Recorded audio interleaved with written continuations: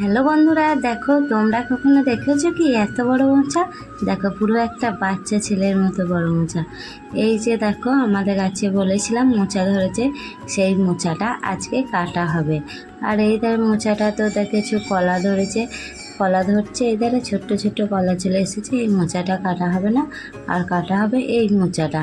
এগুলো বীজ কলার গাছ, সেই জন্য সেরকম কলাগুলো খাওয়া যায় না বলে মোচা থেকে কেটে না হবে। আর আমি বলেছিলাম একটা রাখতে গাছে, সেই জন্য ওই গাছটাই কলা হবে। দেখো আগের বার না কলাগুলো সেরকম ভালো হয়নি বলে রাখতে চাইছি না, মোচাটাই কেটে নিচ্ছে। দেখো আজকে এই মোচাটা কাটা হচ্ছে।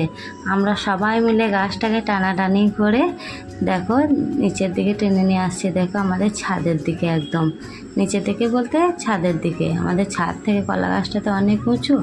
আর এদিকে দেখো আমার শাশুড়ি মা মোচাটা কেটে নিল। কত বড় বলো তো মোচাটা? তোমরা কি কখন দেখেছো এত বড় মোচা? আমি তো এই প্রথমবার দেখলাম।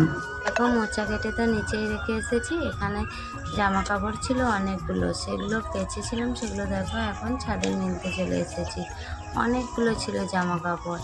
এই জামা কাপড় কাচতে কাচতে না কষ্ট হয়ে যায়। আর এখানে দেখো কলা পাতাগুলো এখনও পড়ে আছে, ছাদ থেকে ফেলাও হয়নি। আর কিছুক্ষণ আগে কেটেছে তো সেই জন্য দেখো কলা পাতাটা আর ফেলা হয়নি, এখানেই পড়ে রয়েছে। আর আমার দেখো জামা কাপড়গুলো অনেকগুলো মেলাও হয়ে গেছে, আর বাকিগুলো মিললে না আমি এখন নিচেই চলে যাব। আমাকে স্নান করতে হবে, পুজো করতে হবে, এখনও খাওয়া দাওয়া করিনি, কিছু খাওয়া দাওয়া করতে হবে, অনেক কাজ আছে। তোমরা আমার সঙ্গে থাকো আর দেখতে থাকো আমি সারাদিনটা কীভাবে কাটাই। প্রথমে তো ভিডিওটা শুরু করেছি ছাদ থেকে, এখনও দেখো ছাদেই শুরু আছে। জানি না কখন এই জামা কাপড়গুলো মিলে তারপরে আবার নতুন কিছু তোমাদের সঙ্গে শেয়ার করতে পারবো। দেখো অনেকগুলো বললাম না, বর বাড়ি এসছে, সেখান থেকে অনেক জামা কাপড় নিয়ে এসছে, সেই জামা কাপড়গুলো কেচে দিয়েছি। বেশিরভাগ ওর টুকটাক যেগুলো আছে ছেলের জামা প্যান্টটা ছিল। আমার তো আজকে কিছুই কাছাকাছি করিনি, ওদের দুজনেরই কাছাকাছি করেছি। অনেক কাপড় জামা ছিল, সেই জন্য সেগুলো কাছাকাছি করেছি। তারপরে স্নান টান করে পুজো দিয়ে এই ধারে চলে এসেছি। দেখো আমাদের আজকে কাঁঠাল এনেছে, তাই কাঁঠালটা আজ দেখো ভেঙেছে এখানে মা। এখানে যে অর্ধেকটা ভাঙা হয়েছে আর অর্ধেকটা ভাঙা হয়নি, বাকি অর্ধেকটা রেখে দিয়েছে পরে খাওয়া হবে বলে। আর আমি কিছুটা কাঁঠাল খাবো বলে এখানে দেখো থালায় নিতে এসেছি।